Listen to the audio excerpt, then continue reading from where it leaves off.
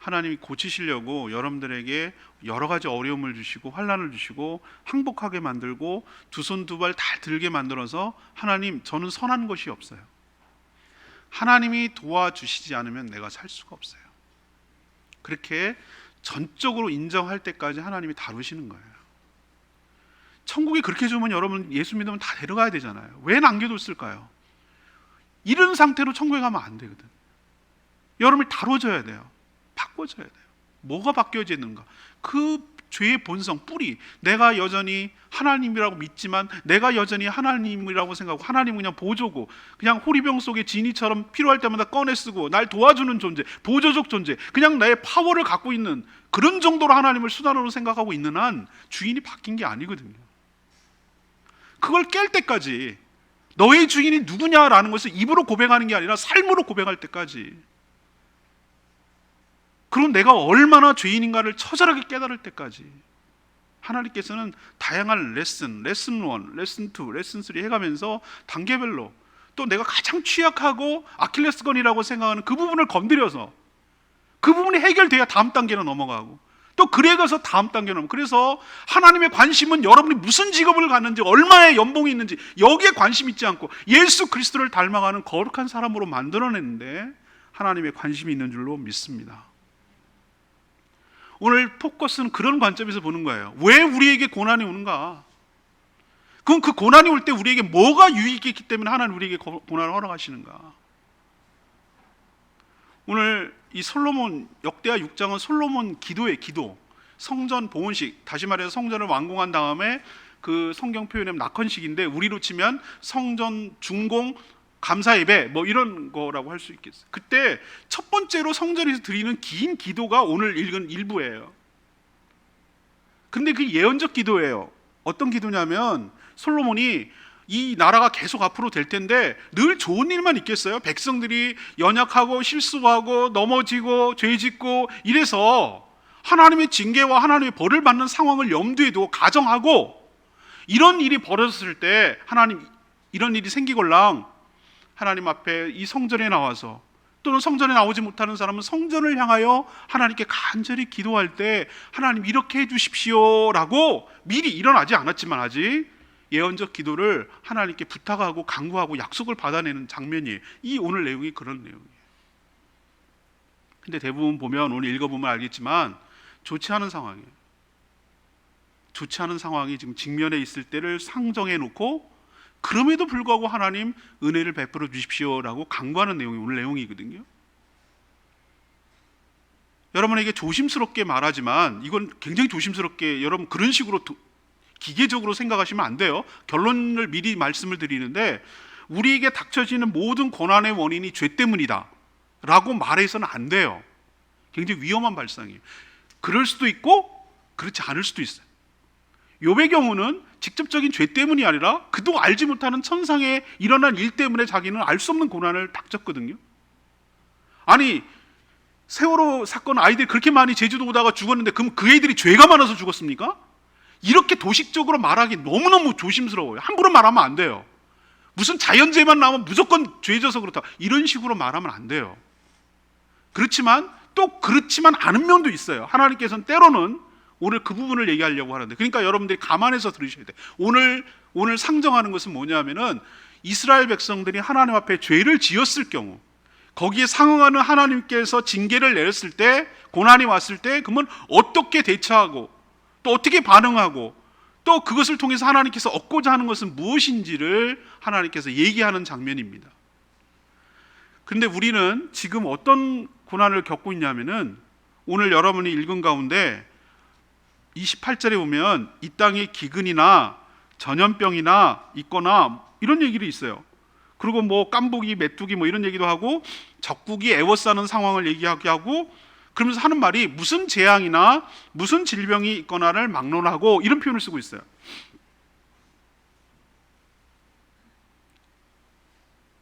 지금 이 시기가 솔로몬 다윗은 기원전 1000년 전 사람이에요. 그러니까 지금으로 역산하면은 3000년이 넘어요. 인류가 그렇게 문명이 발달하고 의술도 발달하고 과학이 발달했는데도 불구하고 여전히 이 문제는 지금 썼다고 해도 전혀 이상하지 않을 정도로 그대로 묘사되고 있어요. 가끔 해외 토픽에 메뚜기 떼가 닥쳐가지고 뭐 중국이 난리가 나느니 여러분 가끔 들어보셨을 거예요. 어쩜 그렇게 하나도 달라진 게 없냐면 말이에요. 인간의 본질이 그렇다는 걸 우리에게 보여주는 거예요. 인간의 한계를 보여주는 거예요, 하나님께서. 그래서 하나님 말씀은 진리예요. 무슨 재앙이 있거나 무슨 질병이 있거나, 우리 지금 질병 당하고 있잖아요. 전염병을 당하고 있잖아요. 속수무책이에요. 알아요. 그 실체가 뭐라는 것도 알면서도 이렇게 절절매고 다 조심하고 두렵고 일상을 제약받고 살아가고 있는 게 지금 1년이 가까워 오고 있어요. 빌 게이츠가 그러더군요. 선진국도 내년 말쯤 돼야 정상적으로 회복될 것 같다고.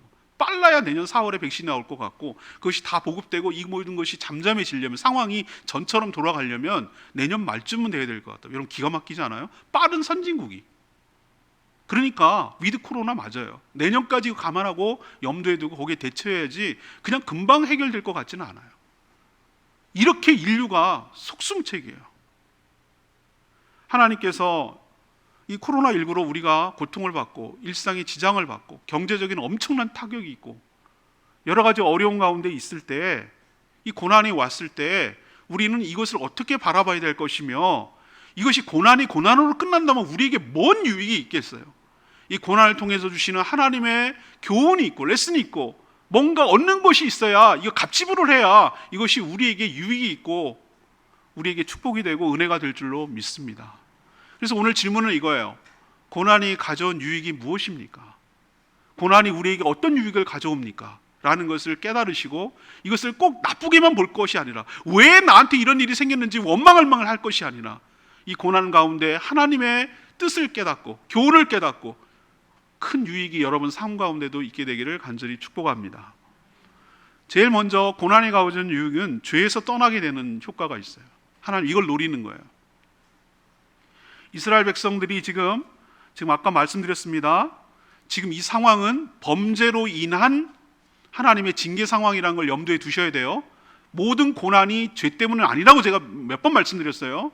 자, 이 상황은 이스라엘 백성들이 죄를 지었을 경우에 일어난 재난 상황인데, 그 현상이 26절에 나온 가뭄이에요. 비가 안 내리는 거. 이거 대책 없어요. 지금도 똑같아요. 비가 어떻게 하면 내리는지 알아요, 과학적으로. 비용이 너무 많이 들어서 내리지 못하는 거예요. 지금도 우리 4년 전에 제주도에도 비가 안 내리고 완전 속수무책. 제한급수, 이틀에 한 번꼴로 제한급수한 적도 있어요. 이렇게 하나님께서 하늘을 닫아버리면 우린 정말 대책이 없어요. 다 지하로 스며들기 때문에 어디서 뽑아낼 수가 없어요. 한정이 돼 있기 때문에.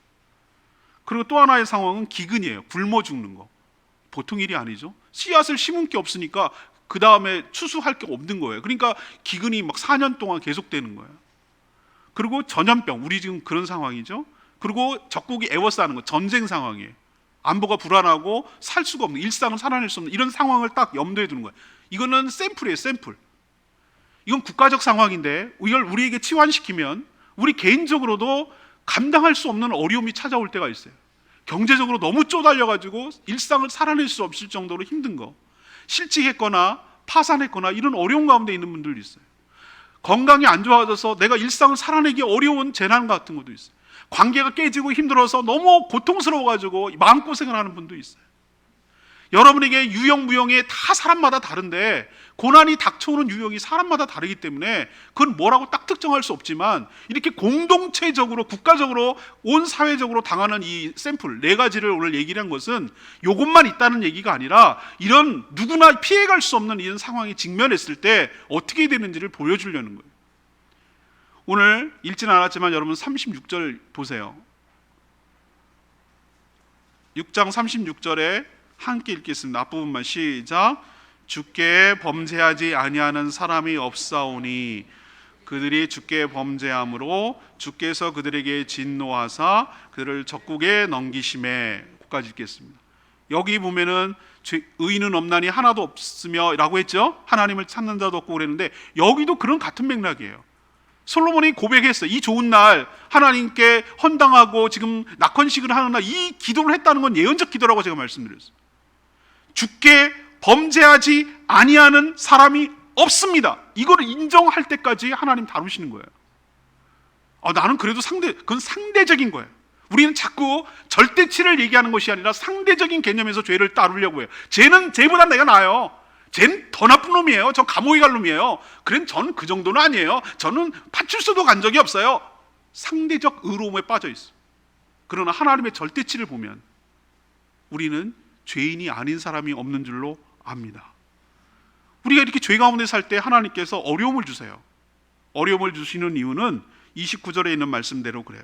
29절에 여러분 이게 굉장히 중요한 말씀인데 같이 읽겠습니다. 시작. 한 사람이나 혹 주의 온 백성 이스라엘이 다 각각 자기의 마음의 재앙과 고통을 깨닫고, 여기까지 읽겠습니다. 왜 하나님께서 우리에게 어려움을 주시죠? 깨닫게 하려고. 뭘 깨닫는 거야? 이 재앙의 의미가 무엇이지? 고통이 나에게 왜 왔지? 라는 것을 깨닫게 하는, 생각해 보게 하는, 그 원인을 좀 살펴보게 하는 시간을 주시려고, 기회를 주시려고 하나님께서 우리에게 고통을 주시는 줄로 믿습니다. C.S. 루이스라는 사람이 유명한 기독교 학자예요. 그 사람이 뭐라 하냐면 고통은 하나님의 확성기, 메가폰입니다 라는 표현을 썼어요. 메가폰 아시죠? 우리도 운동회 때 뭐 이렇게 하는 거 있잖아요. 이동용으로 이렇게 마이크 잡는 거 있잖아요. 왜 합니까? 목소리를 크게 들으라고. 그럼 왜 크게 들읍니까? 작게 육성으로 얘기하면 못 듣기 때문에. 우리가 딱 그렇단 말이에요. 우리가 죄 가운데 사는데 우리가 큰 질병이 왔을 때 아니요. 작은 것부터 와서 그 징조가 이미 있었어요. 그런데 몰랐던 거예요. 그걸 몰랐거나 무시했던 거예요.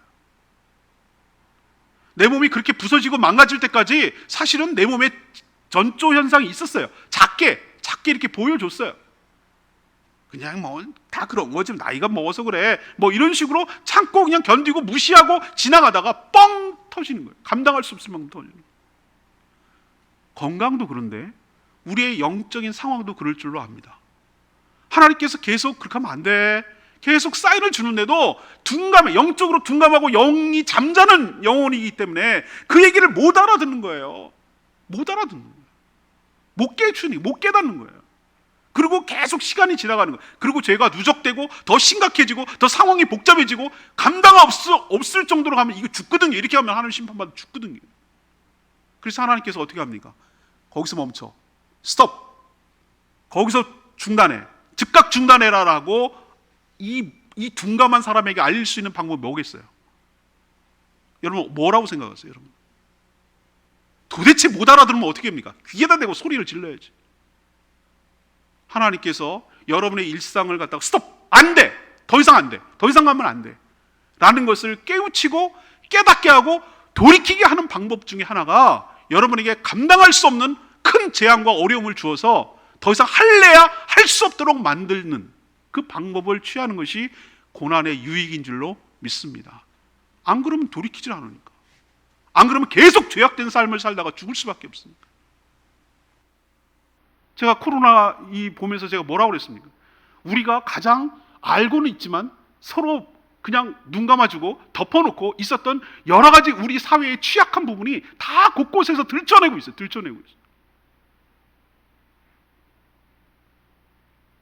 이단 신천지에 대해서 하나님께서 그들의 실체를 폭로하고 그들이 얼마나 우리에게 피해를 주고 있는 사이비 집단인지에 대해서 폭로하고, 클럽이 그렇게 좋더냐? 이 와중에도 그렇게 춤을 추고 있어야 되겠냐? 라고 해서 이태원 클럽 애들 터뜨리고,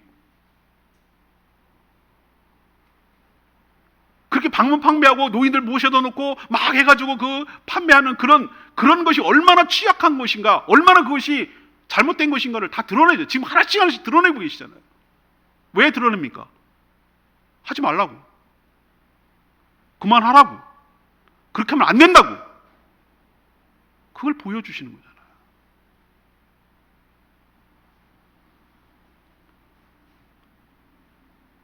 사람은 등 따시고 배부르면 절대 하나님 찾지 않습니다.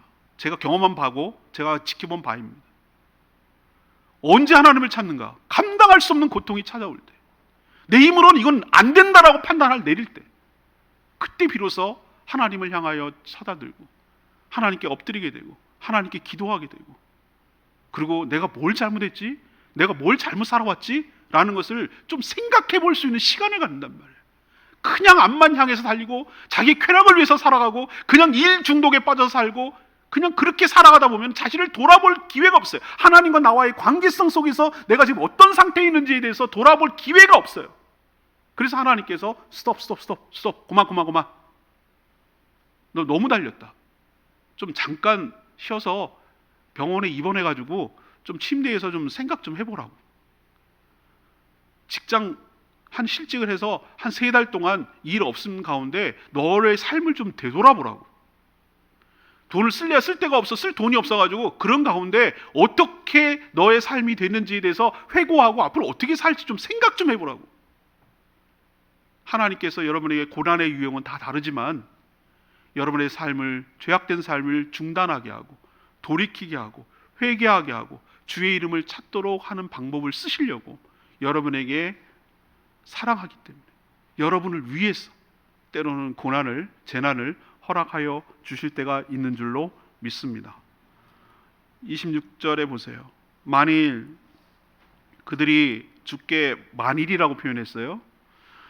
그들이 주께 범죄함으로 말미암아 하늘이 닫히고 비가 내리지 않는 주의 벌을 받을 때에 이곳을 향하여 빌며 주의 이름을 인정하고 그들의 죄에서 떠나거든 이라고 표현하고 있어요.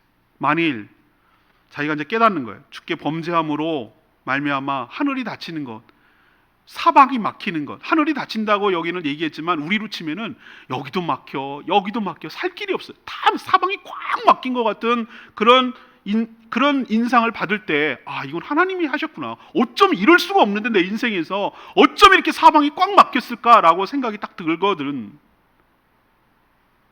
사방이 막혔을 때 하늘을 쳐다보는 여러분 되기를 바랍니다. 사방이 막혔거든 하늘 보란 얘기예요. 하늘 보라고. 하나님 바라보라고. 이곳을 향하여라는 것은, 이곳은 성전을 말하는 거예요. 하나님이 계신 곳을 향하여 빌고 주의 이름을 인정하고, 이름이라는 건 그의 존재를 말하는 거예요. 하나님의 존재, 하나님의 어떠하심에 대해서 인정하고, 그렇지, 하나님은 선하시고 하나님은 거룩하시고 하나님은 위대하시고 하나님이 진리시고 하나님이 기준이시고, 이것을 인정하는 거예요. 그 전까지는 죄악 가운데 살면 그게 인정이 안 되거든요. 그것을 인정하게 되고 죄에서 돌이킬 때 26절에 있는 말씀대로 그들이 죄에서 떠나거든이라고 표현하고 있어요. 우리가 고난이 올 때 유익이, 첫 번째 유익은 죄에서 떠나는 효과가 있는 줄로 믿습니다. 안 그러면 계속 그렇게 살기 때문에 그래요. 고난이 없으면 여러분 깨닫지 못해요. 그게 인간이에요. 그래서 고난을 받을 때 자신을 돌아보고 하나님 앞에 회개하고 그 죄악에서 떠날 때 고난이 여러분에게 유익이 될 줄로 믿습니다. 두 번째는요, 두 번째 고난이 가져온 두 번째 유익은 죄사함을 받게 되는 경험을 하는 거예요. 죄사함을 받게 되는. 오늘 읽지는 않았습니다만 7장, 역대하 7장 13, 14절 보세요. 같은 상황이긴 한데 하나님의 응답이거든요. 이 본문을 가지고 주일 설교 말씀을 할까도 엄청 고민했는데 이거는 솔로몬의 기도에 대한 하나님의 응답이에요. 그래서 이 본문도 너무 귀해요. 특히 7장 14절은 굉장히 중요한 역대하의 핵심 구절 중에 하나예요. 13절 이렇게 하죠. 혹 내가 하늘을 닫고 비를 내리, 이건 하나님이 말씀하시는 거예요. 내리지 아니하거나 메뚜기 떼나 토산을 먹게 하거나 전염병이 내 백성 가운데 유행하게 할 때에, 이건 하나님이 하시는 거예요. 14절이 굉장히 중요한데, 내 이름으로 일컫는 내 백성이 그들의 악한 길에서 떠나 스스로 낮추고 기도하여 내 얼굴을 찾으면 내가 하늘에서 듣고 그들의 죄를 사하고 그들의 땅을 고칠지라. 제가 예수 전도단 YM 훈련 받으면서 7월 14일이 되면 모든 프로그램을 중단하고 제가 딴 데 있어도 그렇고 여기 제주 열방대학에 있을 때도 마모리라고 제일 큰 홀 있어요. 식당도 되는. 거기에 다 모이더라고. 그날 모든 스쿨이 다 올스톱하고 거기 모이더라고. 모여서 뭐 하나 그랬더니 나라와 민족과 이 땅의 죄악들을 향해서 하나님 앞에 계속 찬양하고 회개하고 기도하더라고. 찬양하고 기도하고 회개하고. 근데 왜 7월 14일이냐고 내가 물어보니까 역대하 7장 14절 때문에 그러는 거예요. 그걸 그냥 그날 잊어버리지 않게 하려고 그랬어요. 하나님께서 오늘 우리에게 중요한 말씀을 하시는데 7장 14절에 뭐라고 그랬냐면 내 이름으로 일컫는 내 백성이라고 그랬어요. 많은 사람들은 방역을 잘하고 백신이 개발되고 뭐 그래야 이 모든 문제 맞아요. 그 말 맞을지도 모르겠습니다. 그런데 그 시간이 단축되거나 근본적으로 해결하기 위해서는 하나님은 안 믿는 사람들에게 관심 없어요. 내 이름으로 일컫는 내 백성은 성도들을 말하는 거예요. 하나님의 백성들을 말하는 겁니다. 하나님의 백성들이 어떤 태도를 취하느냐가 이 문제의 키가 있는 줄로 믿습니다. 전 이 모든 일어나고 있는 상황이 자꾸 세상에다가 화살을 돌리지 마세요. 우리의 문제예요. 하나님과 우리의 문제라고. 내 백성이 너무 이탈되어 있거든. 하나님의 뜻에서 너무 멀어져 있거든. 하나님을 찾고 구하지 않거든. 죄 가운데 여전히 살거든.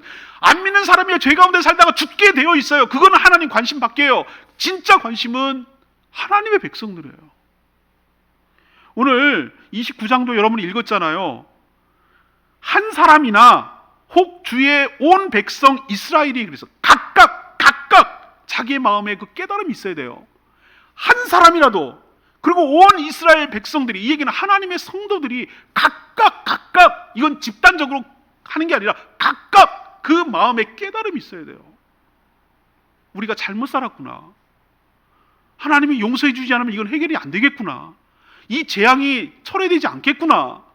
하나님 앞에 용서를 구해야 되겠구나라는 것을 깨닫고 하나님 앞에 용서를 구하면 하나님께서 오늘 7장 14절에 하늘에서 듣고 그들의 죄를 사하고 그 땅을 고쳐주신다고, 다시 말해서 그들의 죄를 용서해 주시고 그것을 깨끗하게 하여 주신다고 말하고 있는 줄로 믿습니다.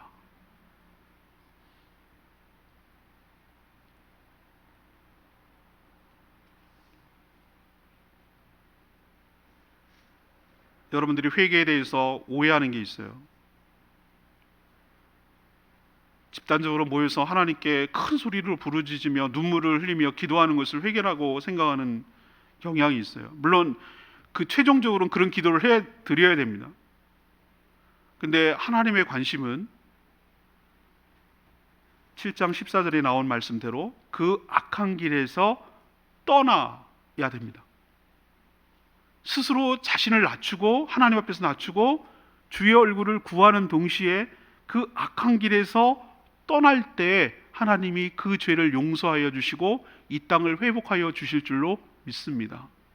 제가 말씀드리는 것은 눈물을 흘리지 않아도 돼요. 회개할 때 흘리는 거 안 흘리는 것이 회개의 핵심이 아니라고요.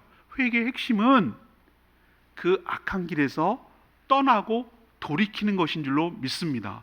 관습적으로 해오던 거 그냥 타성이 되어서 반복적으로 습관적으로 그냥 해오던 모든 악습을 끊어내고 그 악한 길에서 돌이켜서 나만을 위해서 살고 나의 쾌락을 위해서 살고 내가 나 중심적으로 살고 내가 우상이 되어서 내가 신이 되어서 내가 나를 만족시키려고 세상의 모든 활동을 했던 것을 중단하고 하나님을 향해 돌이키고 하나님이 어떻게 생각할까? 하나님의 사랑이 이 땅에 어떻게 스며들까? 하나님의 공의가 이 땅에 어떻게 스며들 수 있을까? 그것으로 바꾸고 그것을 위해서 헌신하고 살아갈 때 삶이 바뀔 때 돌이킬 때 턴오버할 때 하나님께서 여러분들이 회개한 죄를 들으시고 용서해 주실 뿐만 아니라 이 땅이 고쳐지는 축복이 내렸던 재앙을 걷어들이는 축복이 가시적으로 체험적으로 실감나게 피부로 와닿도록 하나님께서 바꿔 주실 줄로 믿습니다. 우리가 재앙이 없고 고난이 없고 그렇다면 우리가 회개할까요? 안 합니다. 회개하지 않는데 죄사함을 받을 수 있을까요? 받을 수 없습니다. 회개하지 않는데 이 땅이 회복되고 고쳐질까요? 그럴 수 없습니다. 우리가 왜 고난이 올 때 우리에게 유익이 되는가 하면은 하나님이 우리의 기도를 들으시고 우리의 죄를 용서해 주시는구나라는 사죄의 은총을 경험하게 될 줄로 믿습니다. 그리고 우리가 회개할 때 사죄해야 할 뿐만 아니라 우리의 내렸던 모든 재앙을 철회하시고 회복시켜 주시는 것을 경험하게 될 줄로 믿습니다. 이게 얼마나 우리에게 큰 유익인지 몰라요. 그렇게 해야 바로 살아갈 수 있어요. 하나님께서 회개할 때 두 가지 약속을 27절에 하셨어요. 주께서 주의 이름을 인정하고 그들의 죄악을 떠나거든, 이 죄악을 떠나가는 게 중요하다고 그랬어요. 27절에 뭐냐면 주께서는 하늘에서 들으시고 주의 종들과 주의 백성들의 죄를 사하시는 용서하는 걸 말하는 거예요. 그리고 30절에 하늘에서 들으시면서 사유하시되, 이게 사유하시는 게 생각한다는 개념이 아니라, 이 한자가 어려운데 용서해 주신다는 뜻이에요. 죄를 용서해 주시는 거예요. 그리고 27절로 다시 돌아가서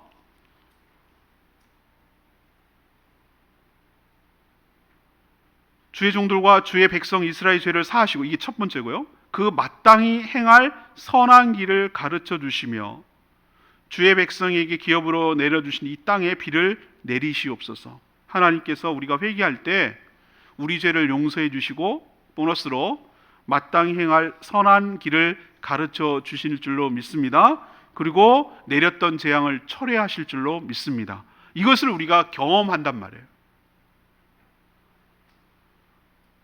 우리도 고난이 나쁜 것만은 아니에요. 우리의 악한 죄악을 청산하고 회개하고 돌이킬 수 있는 기회가 되기 때문인 줄로 믿습니다. 고난이 나쁜 것만은 아니에요. 하나님께서 능력이 얼마나 크시고 우리를 얼마나 사랑하시는지 약속하신 대로 우리가 하나님 앞에 얼굴을 구하고 찾고 구하면, 겸비해서 스스로 낮춰서 하나님의 얼굴을 구하고 찾으면 우리를 긍휼히 여시고 우리를 불쌍히 여기셔서 우리 죄를 용서해 주실 뿐만 아니라 우리에게 내렸던 그 모든 재앙을 걷어들이셔서 회복시켜 주시는 은총을 체험하게 될 줄로 믿습니다. 그래서 고난이 유익이라는 거예요. 세 번째는, 고난이 우리에게 유익인 것은 우리가 주의 길을 걸어가게 하기 때문에 그렇습니다. 아까 제가 말씀드렸죠. 고난이 주는 유익 중에 하나가 마땅히 행할 선한 길을 배우는 계기가 되고 기회가 될 줄로 믿습니다. 안 그러면 고난이 우리를 가르쳐 주지 않아요. 고난이 없으면 우리가 마땅히라고 했어요. 마땅히 우리가 행해야 할 선한 길을 배울 기회를 놓치는 거예요. 근데 고난 때문에 죄사함을 받고 회복되는 것과 동시에 우리가 깨닫는 게 뭐냐면, 우리가 어떻게 인생을 살아가야 되지? 라는 것을 배울 수 있는 좋은 기회가 될 줄로 믿습니다. 이게 세 번째 고난이 주는 우리에게 유익이에요. 무엇을 깨닫습니까? 30절에 있는 말씀대로 제일 크게 깨닫는 건 뭐냐면은 하나님이 어떤 분인지에 대해서 우리가 간과하고 놓치고 있었는데, 고난과 회개와 회복되는 과정을 통해서 하나님이 어떤 분인지에 대해서 우리가 체감적으로 실감나게 깨닫는 축복이 우리에게 있는 줄로 믿습니다. 막연하게 하나님을 알고 그냥 추상적으로 알고 있던 그 하나님이 아니구나, 하나님 정말 시퍼렇게 살아계시구나, 하나님이 이 모든 것들을 관장하고 주관하고 계시구나, 하나님이 재앙도 내렸다가 재앙도 처리할 수 있는 분이 유일한 분이 하나님이구나 라는 것을 처절하게 깨닫는 시간이 이 고난의 시간이에요. 30절에 뭐라고 고백합니까? 주는 계신 곳 하늘에서 들으시며 라고 했어요. 뭐 당연한 얘기지 이렇게 생각할지 모르면 저는 여기서 깨닫는 게 있어요. 뭘 깨닫냐면은, 그렇지, 우리는 이 땅에서 살고 있고 하나님은 하늘에 계신 분이지. 여기서 말하는 하늘이 블루스카이겠어요? 저 창공이겠어요? No! 영의 세계를 말하는 거예요. 차원이 다른 분이지, 우리랑 다른 분이지, 다른 세계에 살고 계신 분이지, 영의 세계에 살고 있는 분이지, 우리가 너무나 하나님 앞에 함부로 하고 찍고 까불었구나, 그 엄청난 간격에 살고 있는 피조물이구나라는 것을 이 재난과 이 고난을 통해서 처절하게 깨닫는 거예요. 좌표가 깨닫는 거예요. 하나님이 계신 곳이 얼마나 큰지, 우리가 살고 있는 것이 얼마나 그런지에 대해서 우리가 정말로 함부로 교만하게 마음이 높아져서 살았구나라는 것을 이 재난을 통해서 처절하게 깨닫고 하나님이 계신 곳과 내가 있는 곳의 간격을 깨닫는 거예요. 내 마음대로 내 육신대로 움직이고 내 마음대로 하는 거니까 슬그머니 올라오는 생각이 인생이 내 마음대로 되는 거네. 내 발로 가고 내가 먹고 싶은 거 먹고 내가 하고 싶은 거 하니까 내가 하나님이네 라는 것이 얼마나 무지한 생각이었는지를 고난과 어려움을 통해서 처절하게 깨지는 거예요. 내 마음대로 되는 게 단 한 개도 없네 라는 것을 깨닫고, 내 인생이 내가 주인이 아니라 하나님이시라는 것을 처절하게 고백하고 인정하게 만드는 것이 재난을 통과한 다음에 일어나는 일이에요. 그렇기 때문에 재난이 우리에게 유익이에요. 그리고 우리가 하나님 앞에 정말 겸비하고 스스로 얼굴을 낮춰서 회개하고 기도를 할 때, 아, 하나님은 들으시는구나. 들으시며, 하늘에서 들으시며, 우리의 기도가 들어질까? 우리에게 들을 수 있을까? 맨날 이런 의심을 하다가 재난 때문에 어쩔 수 없이 살려주세요! 살려주세요! 라고 기도할 수밖에 없으니까 기도 안 했거든요, 그동안에. 근데 방법이 없으니까, 죽게 생겼으니까 막 살려달라고 아우성치니까 이게 들을까 했는데, 전까지만 해도 들을까? 안 들을까? 이런 식으로 생각했는데, 이런 과정을 통과하면서 우리의 부르짖음과 우리의 신음소리를 들어주시는 하나님이시구나. 어떻게 하는 거는, 결과는 차치해 놓고라도 하나님이 우리의 기도를 들으시는구나. 그리고 그 기도를 들으시고 불쌍히 여기셔서 사유, 다시 말해서 용서해 주시는구나. 그리고 또 하나 깨닫는 거예요. 각 사람의 마음을 아시는 분이 하나님이시구나. 그리고 그 모든 행위대로 하나님께서 심판하시고 갚으시는구나 라는 것을 이 재난 과정을 통해, 고난 과정을 통해서 처절하게 인정하고 깨닫게 되는 줄로 믿습니다. 그러면 이걸 깨달아서 뭐 하는 건데? 31절 때문에 그래요. 그리하시면, 이 모든 과정을 그렇게 하시면, 그들이, 이런 과정을 다 통과한 사람들이 우리 조상들에게 주신 땅, 너의 영역이란 말이에요. 너의 영역, 하나님께서 허락하신 여러분의 영역, 거기에서 사는 동안에 항상 주를 경외하며 주의 길로 걸어가리이다. 이것 때문이에요. 항상 주님을 경외하고, 주의 길이라는 것은 주님이 원하시는 길, 주님이 가라고 하신 길로 걸어가는 학습 효과가 있기 때문에 우리에게 고난을 주고 어려움을 주는 줄로 믿습니다. 안 그러면 그렇게 안 살거든. 여러분이 언제 교정이 되고 언제 여러분이 하나님의 뜻을 찾게 됐습니까? 된통 한번 혼나고, 된통 한번 깨지고, 된통 한번 내가 아니라는 것을, 내가 주인이 아니라는 것을 처절하게 한번 박살이 딱 나고, 그때 내 인생이 파쇄되는 것 같은, 내 인생이 끝장난 것 같은 경험을 할 때, 그때 비로소 내 인생의 주인이 내가 아니라는 걸 깨닫고, 내 마음대로 사라지는 것도 아니고 내 마음대로 살 수도 없다는 것을 처절하게 깨닫고, 하나님이 나의 주인 되시고 하나님이 선한 길로 나를 인도해 가신다는 것을 인정할 수밖에 없고, 하나님이 내 마음의 모든 것을 하시고 그 행위대로 심판하시는 분이라는 것을 알게 되고, 그래서 하나님의 뜻대로 살아갈 마음과 결심이 서고, 아, 뜨거라, 그럼 이제 안 되겠지라고 교훈을 깨닫고, 아, 이렇게 살면 안 되겠구나라는 것을 깨닫고, 주님이 항상 주를 경외하며 주님이 원하시는 길을 걸어가게 될 줄로 믿습니다. 이게 바로 하나님께서 여러분들에게 고난을 통하여 주시려는 유익이에요. 나쁜 것만 아니에요. 고난 전과 후는 분명 다른 존재예요. 하나님께서 여러분들을 그렇게 고통스럽게 하고 우리를 이렇게 집단적으로 어렵게 함으로써 아무것도 얻어내는 것이 없다면, 이건 우리를 그냥 괴롭히는 것뿐이에요. 그렇지 않아요? 하나님께서 애들이 클 때 아프면서 약아진다고 그러잖아요. 깨닫는 거예요. 깨닫는 거. 노인들은 아프면서 늙어간다고 그러잖아요. 깨닫는 거예요. 깨닫는 거. 아, 내가 점점 나이가 들어가고 늙어가고 내 마음대로 안 되는구나, 내 육신이 노쇠해가는 거. 이거 깨닫는 거. 어린이들은 그거 하면서 어떻게 해야 돼? 약아져가는 거. 분명히 고난 전과 후는 다른 존재예요. 똑같이 보이지만 다른 존재예요. 하나님께서 우리에게 고난을 주실 때, 그걸 통과하고 났을 때 그건 다른 존재가 되어 있어요. 하나님을 더욱더 알아가게 되고 그 하나님의 말씀에 더욱더 순종하며 살아가는 존재로 바꿔져 있게 될 줄로 믿습니다. 이게 바로 고난에 주시는 하나님의 유익이에요. 자, 결론. 아까 서두에 말씀드렸어요. 여러분, 이걸 기계적으로 도식적으로 그럼 모든 고난은 죄 때문이구나 라고 말하면 안 돼요. 그럴 수도 있고 아닐 수도 있어요. 그러나 오늘 가정은 그 고난이 우리의 죄 때문이라고 가정을 했을 경우 이것이 어떻게 우리에게 유익으로 끝이 나는가, 또 유익함으로 끝이 나려면 우리는 어떻게 반응해야 되는가 라는 것을 오늘 하나님께서 말씀해 주시는 거예요. 그래서 첫 번째는 뭐냐? 우리에게 만약에 고난이 없다면 우리는 자기 스스로 자신을 돌아보고 죄에서 떠날 수 있을까? 라고 여러분에게 스스로 물어봐야 돼요. 근데 저는 대답은 저는 아니라고 생각해요. 여러분 아닌 거 저와 동의하시죠? 저도 동의해요. 내가 만약에 고난이 없었다면 나를 돌아보고 죄에서 떠날 수 있을까? 아니었다고 생각해요. 저는 제가 지금 경험치로 쭉 보니까 아니었어요. 정말 죽을 것 같이 힘들고, 정말 지금 가만 생각할 때 내 인생의 변곡점, 그러니까 뭔가 꺾임 현상, 중요하게 이렇게 변화되는 현상을 볼 때 좋았던 때보다는 내가 정말 견디기 어렵고 힘들고 너무 지치고 너무 죽고 싶을 그 시점이 나를 변화시키고 바꾼 시점이었어요. 깨닫는 시점이었어요.